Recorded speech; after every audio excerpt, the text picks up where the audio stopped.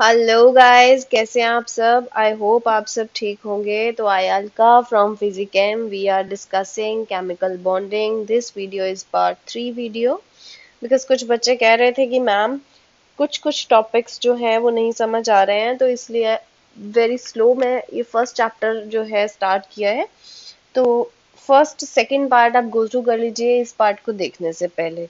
तो इस पार्ट में वी आर डिस्कसिंग 2 या 3 टॉपिक ही डिस्कस करेंगे। आई थॉट कि चलो ये वीडियो छोटी से जितनी छोटी हो सके उतनी छोटी बनाई जाए, right. Without wasting time we are going to start with the preparation of chemical bonding chemistry master cadet science. How to find lone pair, ये टॉपिक हमने शुरू करना था।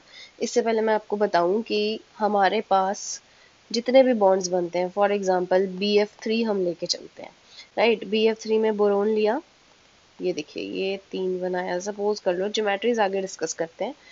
ये 3 बने, राइट। 3 बॉन्ड बनाए बोरोन के साथ फ्लोरीन ने। कौन कौन से? 1 2 3, राइट। तो अब क्या है कि ये 3 बॉन्ड जो हैं ये हो गए टोटल बॉन्ड पेयर्स। इसको आप क्या बोलते हैं? Bond pairs, right. तो ये बॉन्ड पेयर्स हो गए। और यदि मैं यहाँ पे एग्जांपल लूँ NH3 की, तो आप देखिए नाइट्रोजन के पास वैलेंस में है 5 इलेक्ट्रॉन्स, और यहाँ पे 3 हाइड्रोजन्स के साथ इसने बॉन्ड बनाया। तो यहाँ पे आप देखिए, यहाँ पे इस केस में क्या है, आपके पास 1 2 3 बॉन्ड पेयर्स हैं और एक आपके पास लोन पेयर है। ध्यान रखिए, लोन पेयर में 2 इलेक्ट्रॉन होते हैं, बिकॉज पेयर है ना, पेयर ऑफ 2 इलेक्ट्रॉन जो वेकेंट है that is called lone pair. आपको यहाँ तक समझ आया कि लोन पेयर और बॉन्ड पेयर बेसिकली है क्या? सो अब फाइंड करना है कि लोन पेयर हमने पता कैसे करना है। उसके लिए एक ना फॉर्मूला है स्टेरिक फैक्टर एन का। स्टेरिक फैक्टर एन किसके इक्वल होता है? नंबर ऑफ लोन पेयर या बॉन्ड पेयर, यानी कि टोटल कितने इलेक्ट्रॉन्स हैं। Steric factor is basically tell us about the total electron pair.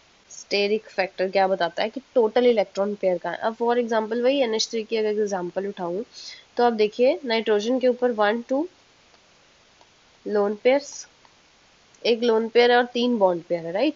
तो यहाँ से पता लगता है कि नाइट्रोजन के पास बेसिकली टोटल इलेक्ट्रॉन कितने हैं। देखो 1 2 3 4 5 6 7 8, ऑक्टेट कंप्लीट कर रहा है अपना, राइट। तो इससे क्या पता लगता है कि टोटल इलेक्ट्रॉन कितने हो गए भाई? 8 हो गए हैं, यानी अपना ऑक्टेट क्या कर गया? कंप्लीट कर गया। ठीक है जी, आगे चलो, इसको ध्यान से सुनिएगा। देखिए, तो स्टेरिक फैक्टर बताता है कि total number of electron pair कितने हैं। अब टोटल इलेक्ट्रॉन पेयर किसके इक्वल हो गए? फिर से ड्रॉ कर देती हूँ, चलो, रब कर दिया था मैंने।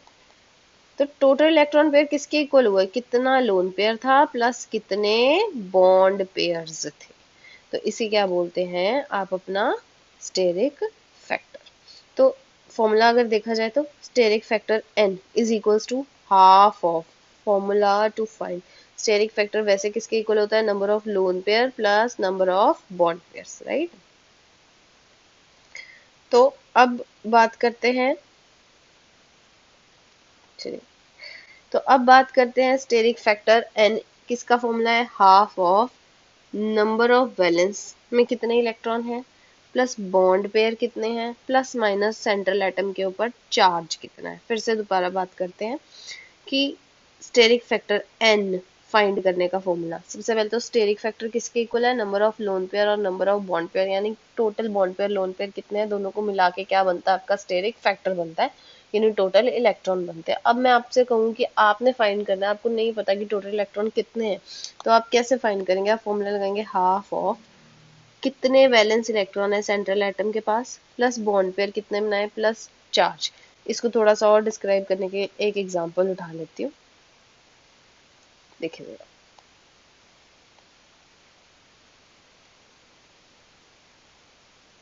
Yes, now see, BF3 example उठाई मैंने।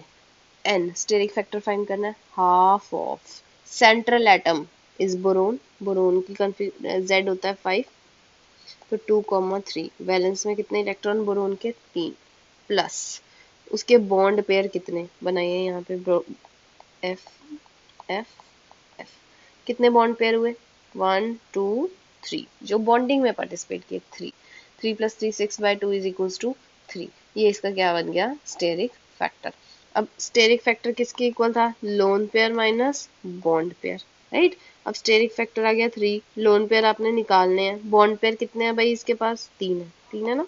चेक करिए 1 2 3, तो lone pair is equals to, sorry यहाँ प्लस है, तो lone pair is equal to 3 - 3 equals to 0। यानी देखो BF3 के पास कोई भी लोन पेयर नहीं है, वो आपको देख के ही क्या है पता लग रहा है। डन। एक और एग्जांपल लेके चलती हूँ, उससे ज्यादा क्लियर हो जाएगा आपको। ज्योमेट्री बनाने की जरूरत नहीं है, ऐसी समझ आ जाएगी। देखिए नेक्स्ट इज SF4। पोलर है नॉन पोलर है वो बाद में डिस्कस करते हैं, राइट। SF4, सबसे पहले स्टेरिक फैक्टर निकालना, that is half of central atom is sulphur, group number 6, sorry sulphur is on 16, valence में 2,8,6, वैलेंस में इलेक्ट्रॉन 6। लो जी लगा दिए। 6 प्लस बॉन्ड पेयर्स कितने? 4। निकालो 10/5, that is equals, sorry 10/2 equals to 5। N आ गया 5। एन क्या होता है? Lone pair plus bond pairs. N आ गया 5, लोन पेयर निकालने हैं, बॉन्ड पेयर कितने हैं? 4। लोन पेयर कितने हैं? 5 - 4 इक्वल्स टू 1, यानी कि एक लोन पेयर आ रहा है। चेक करो, निकाल लिया लोन पेयर। डन। इजी है बहुत, वैसे ये निकालने के लिए आता नहीं है पेपर में, just to go through the topics we need to do this, okay. Similarly CO2 के केस की एग्जांपल आप देख सकते हैं, खुद करने की कोशिश करेंगे। CO2, right. एन निकालेंगे, half of central atom carbon, valence में 4। और अब देखो मोनोवेलेंट एटम चाहिए बॉन्ड पेयर बनाने के लिए, नहीं है ना आपके पास। यहाँ पे इसका ध्यान रखना, यहाँ पे जो है बॉन्ड पेयर्स लेने हैं वो मोनोवेलेंट एटम्स लेने हैं। मोनोवेलेंट मतलब सिंगल बॉन्ड वाले, ठीक है जी। देखिए जरा, मोनोवेलेंट लेने हैं, मोनोवेलेंट तो नहीं क्योंकि कार्बन तो बनाता है भाई डबल बॉन्ड, तो जाने दीजिए। आ गया 2, n is equals to 2। Lone pair कितने हैं निकालने हैं, बॉन्ड पेयर कितने हैं? 2, 2 बॉन्ड पेयर है ना, देखिए। तो lone pair is equals to 0। आपको पता ही है CO2 पे कोई भी लोन पेयर नहीं होता। चलिए आगे चलिए। सिमिलरली आप एक NH3 और H2O की एग्जांपल देखिए। H2O की बता देती हूँ, NH3 आप खुद देखिएगा। H2O में सेंट्रल एटम ऑक्सीजन, चलिए हाफ ऑफ ऑक्सीजन की वैलेंस में 6 और बॉन्ड पेयर है 2, ये हो गए 4। 4 is equals to lone pair आपने निकालना है, बॉन्ड पेयर 2 हैं, lone pair is equals to 4 - 2, 2 lone pair आ गए। तो आपको पता ही है वैसे भी कि ज्योमेट्री कैसी होती है, ऐसी। यहाँ पे कितने लोन पेयर? 2 लोन। डन जी। चलें आगे चलें। आगे बात करते हैं कि कोवेलेंट कंपाउंड्स क्या होते हैं, ठीक है जी। तो कोवेलेंट कंपाउंड्स क्या है? आपको पता है कि लाइक जो होते हैं वो लाइक में डिसॉल्व करते हैं, है ना। ऐसे ही पोलर कोवेलेंट कंपाउंड जो होते हैं वो पोलर सॉल्वेंट्स में ही डिसॉल्व होते हैं, और जो नॉन पोलर कोवेलेंट कंपाउंड होते हैं वो नॉन पोलर में डिसॉल्व होते हैं। आपको पता है वाटर पोलर है। पोलर चीजें कौन सी होती है? जिनकी पोलैरिटी डेवलप हो। पोलैरिटी किनकी डेवलप होती है? जिनकी इलेक्ट्रोनेगेटिविटी हो कुछ, है ना। तो ये देखिए ये पोलर है, यहाँ पे ऑक्सीजन इलेक्ट्रोनेगेटिव है, यहाँ पे HCl है। Cl जो है वो नेगेटिव चार्ज अप्लाई कर सकता है और ये पॉजिटिव, है ना, इलेक्ट्रोनेगेटिविटी है। तो ये पोलर है, ये पोलर पोलर में डिसॉल्व हो जाएंगे। सिमिलरली NH3 और वाटर दोनों पोलर है। डन। उसके बाद एग्जाम्पल है कि नॉन पोलर कंपाउंड जो है वो डिसॉल्व होते हैं CCl4 या फिर ज्यादातर बेंजीन में। बेसिकली ऑर्गेनिक कंपाउंड्स हैं ये। तो जितने भी नॉन पोलर होते हैं वो इन ऑर्गेनिक कंपाउंड्स में ही डिसॉल्व होते हैं। बड़ा मजेदार टॉपिक है अगला, इसको थोड़ा ध्यान से सुनिए क्योंकि इसमें से क्वेश्चन पूछा जाता है। कोऑर्डिनेट बॉन्ड, जनरल बताती हूँ फिर PDF में से चलते हैं हम। कोऑर्डिनेट बॉन्ड का मतलब है जब आपका एक एटम अपने दोनों इलेक्ट्रॉन देने की कोशिश करें, उसको बोलते हैं हम कोऑर्डिनेट बॉन्ड। फॉर एग्जाम्पल कि आपके पास, मान लो कि आपके पास कोई एक ऐसा एटम है, सपोज कार्बन, वो, और यहाँ पे है 2 क्लोरीन। आपको पता है इसके पास 4 होते हैं वैसे, तो यहाँ पे 2 के साथ बॉन्ड बनाएगा। ये कर रहा है अपना ऑक्टेट कंप्लीट, राइट। अब यहाँ पे इसने एक अपना इलेक्ट्रॉन इसको दिया, एक इसको दिया, मतलब यानी शेयर किया, तो यहाँ पे ये कोवलेंट कंपाउंड बन गया। बट ये बॉन्ड कोऑर्डिनेट बॉन्ड नहीं है। क्यों ये कोऑर्डिनेट बॉन्ड नहीं है? क्योंकि इसने अपने एक एक इलेक्ट्रॉन ही शेयर की हैं। अब कुछ कंपाउंड ऐसे आते हैं जिसमें जो है एक ही एटम को अपने दोनों के दोनों जो है वो बॉन्ड, इलेक्ट्रॉन्स जो है वो शेयर करने पड़ते हैं बेसिकली। तो कोऑर्डिनेट बॉन्ड्स जो होते हैं they are directional in nature, one sided sharing of electron pair, यानी एक ही एटम अपने दोनों इलेक्ट्रॉन शेयर करेगा, जैसे कि हाइड्रोनियम आयन और NH4 पॉजिटिव। अब होता क्या है जरा उसको देखेंगे। H3O यानी वाटर प्लस H पॉजिटिव, ठीक है।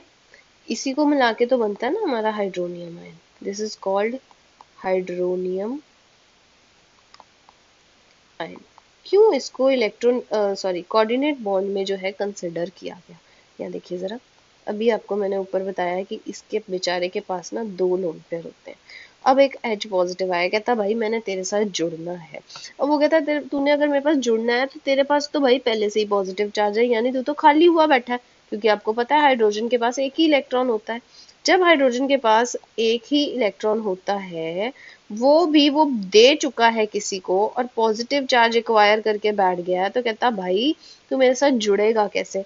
तो वो कहता है चल कोई बात नहीं, ऐसे करता हूँ कि मैं अपने दोनों इलेक्ट्रॉन तेरे साथ शेयर करता हूँ, यानी कि एक इलेक्ट्रॉन तो तेरे को दूंगा ही दूंगा, दूसरा भी अब तेरे साथ शेयर करूंगा, यानी कि बॉन्ड बनाने के लिए एक मेरे पास और एक तेरे पास हो जाएगा, यानी कि अपने दोनों इलेक्ट्रॉन में किसके साथ शेयर करूंगा? तेरे साथ शेयर करूंगा।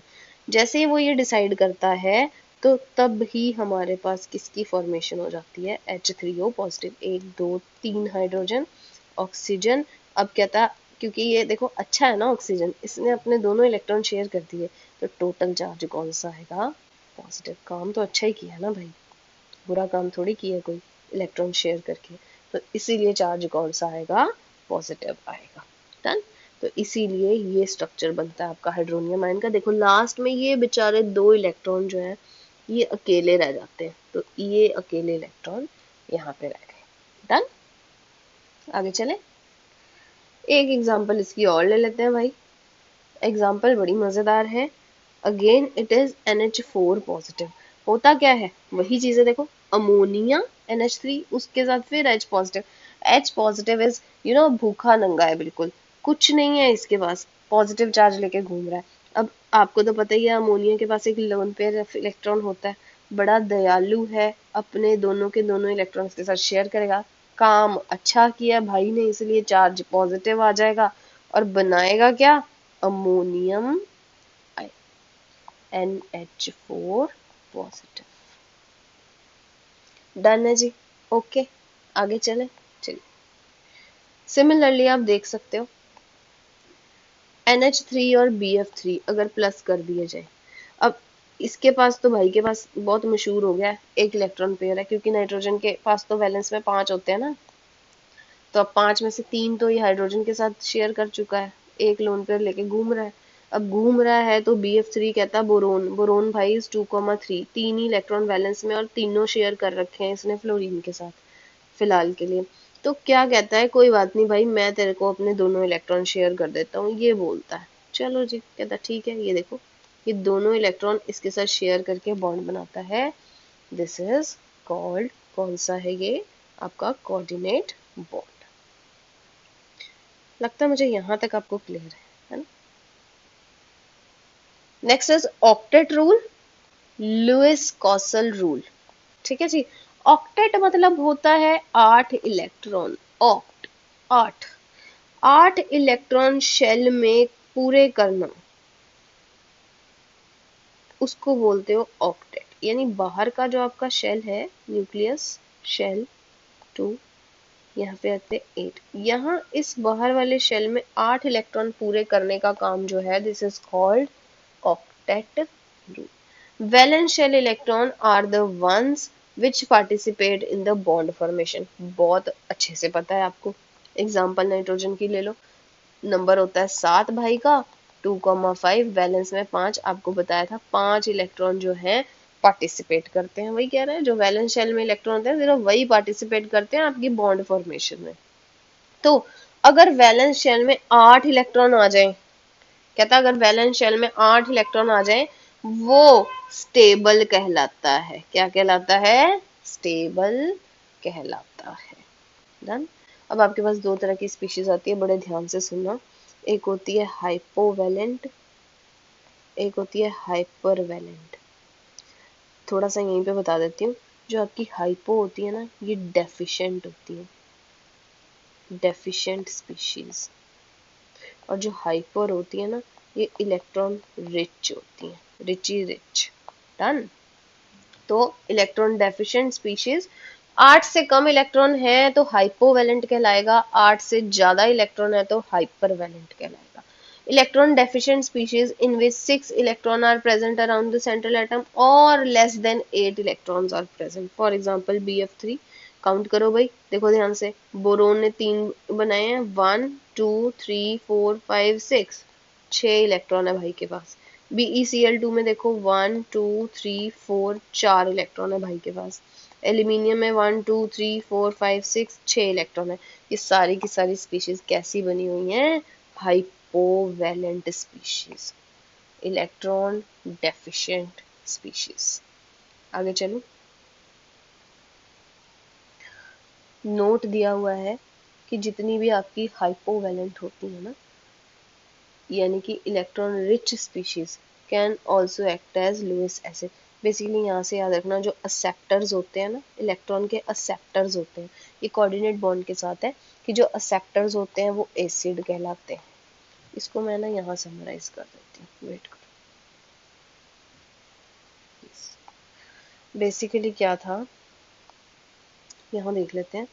कोऑर्डिनेट बॉन्ड की जो बात हुई थी ना आपकी, एग्जांपल दे देती हूँ H2 हाइड्रोनियम आयन का।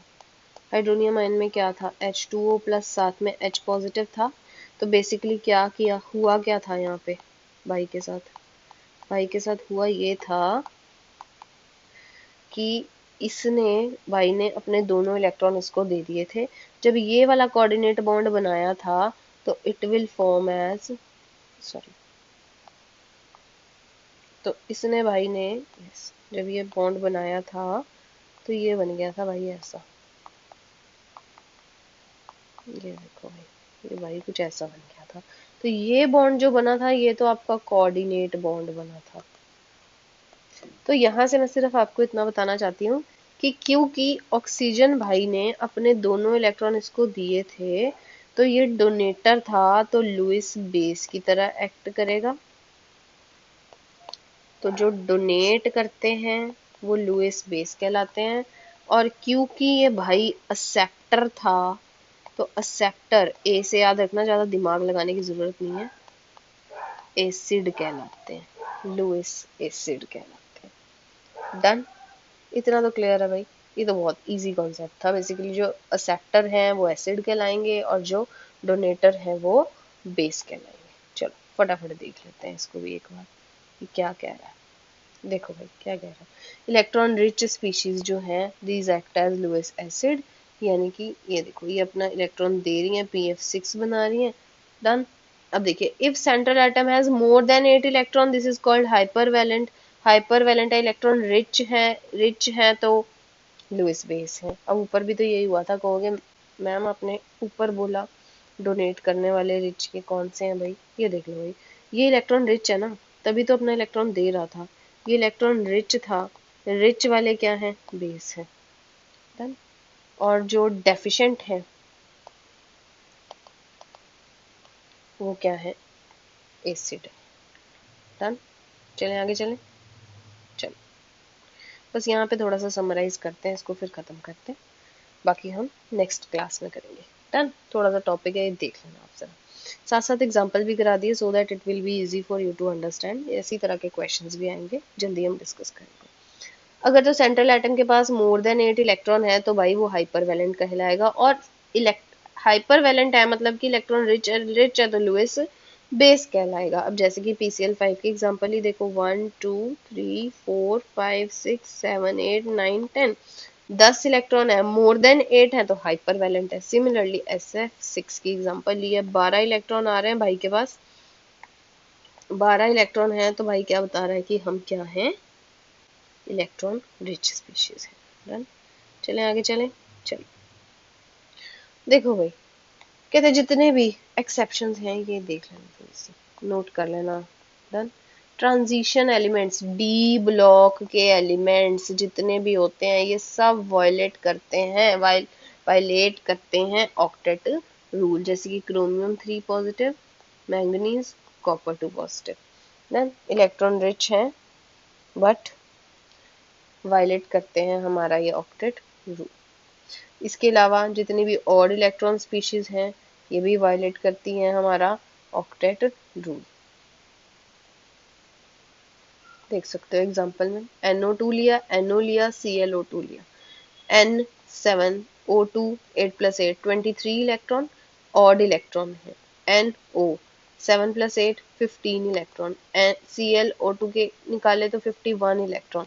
और ये जितने भी ऑड इलेक्ट्रॉन होते हैं ना, ध्यान रखना ये पैरामैग्नेटिक इन नेचर होते हैं और अट्रैक्टेड बाय मैग्नेटिक फील्ड। अब देखिए, विच of the following octet rule is not followed by transition element, एक ही पड़ा है, आराम से बता सकते हो, ना तो ये ट्रांजिशन है, ना तो ये ट्रांजिशन, ना तो ये। ट्रांजिशन एलिमेंट्स होते कौन से हैं वो भी बता दिया, डी ब्लॉक के एलिमेंट्स। चलें आगे चलें। चलो इसके साथ का एक और क्वेश्चन है, विच of the following is attracted by field. अभी बताया अट्रैक्टेड बाय फील्ड कौन से होते हैं, जो पैरा होते हैं, पैरा मतलब ऑड इलेक्ट्रॉन। निकाल लो भाई, N2O5 में, NO2 में, इसी में आपको ऑड इलेक्ट्रॉन दिखेगा। देखो भाई, लो जी, इसी में ही है, अगर इसमें एक बार चेक करना है तो देख लो, ये देखो, ये सारे बाकी इवन आएंगे, सिर्फ एक ही बचा, उसका ध्यान रखना आपने। विच of the following is attracted by field, attracted by field is para, para कौन से होते हैं, जो ऑड, जिसमें ऑड नंबर ऑफ इलेक्ट्रॉन है उसको टिक कर देना। विच of the following has central atom with incomplete octet, पूरा ऑक्टेट नहीं है, डेफिशिएंट होगा। अब देखो इसमें आ जाओ, NH4 में किसी भी तरह बना लो बस, 1 2 3 4 5 6 7 8 पूरा हो रहा है, ये तो नहीं है। CCl4 4 होते हैं वैलेंस में, 4 ही है, नहीं हो रहा। PCl5 P valence lone pair 2 है, Cl 3 है, काउंट कर लो, 1 2 3 4 5 6 7 8, ये भी नहीं है। एक ही बचेगा BCl3, क्यों, बोरोन 3 ही वैलेंस में है, 3 ही बॉन्ड है, 1 2 3 4 5 6, जो डेफिशिएंट होंगे उनका इनकम्प्लीट ऑक्टेट होगा। डन, इसके अलावा एक ट्रिक भी बता रहे हैं, ये ट्रिक देख लेते हैं। चलिए लास्ट टॉपिक, ट्रिक कहता है जितने भी ग्रुप 13 के होते हैं वो इलेक्ट्रॉन डेफिशिएंट इन नेचर होते हैं, क्योंकि जितना नंबर होता है उसके लास्ट में जो नंबर होता है उतने ही इलेक्ट्रॉन पड़े होते हैं। अब ग्रुप 13 के जितने भी एलिमेंट्स हैं ना, उनके वैलेंस में 3 इलेक्ट्रॉन है।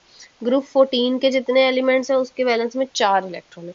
तो देखो ग्रुप 13 के जितने भी एलिमेंट्स हैं, बैंगन आलू गाजर इन थैला, बैंगन आलू गाजर इन थैला, ये 5 के 5 डेफिशिएंट है।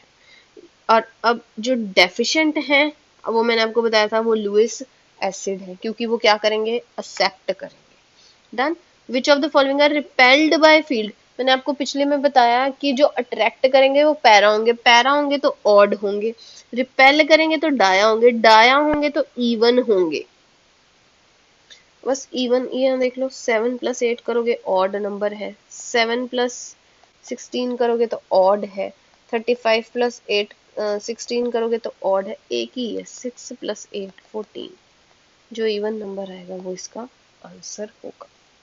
अब कहता कोई भी बॉन्ड ना तो परफेक्टली आयनिक होता है ना ही कोवेलेंट इन नेचर होता है, आप नहीं बता सकते। HCl एक बेस्ट एग्जांपल है, एच अगर शेयर कर दे तो कोवेलेंट बन जाता है, अगर इलेक्ट्रोनेगेटिविटी का डिफरेंस आ जाए तो ये आयंस बन जाते हैं। ठीक है जी, तो बाकी का कंटिन्यू करते हैं हम अपनी नेक्स्ट वीडियो के साथ। तब तक के लिए बाय बाय, मिलते हैं हमारी नेक्स्ट वीडियो में। वीडियो पसंद आए तो लाइक कीजिए, सब्सक्राइब कीजिए, चैनल को शेयर कीजिए अपने फ्रेंड्स के साथ, सो दैट हम आपके लिए न्यू वीडियोस ला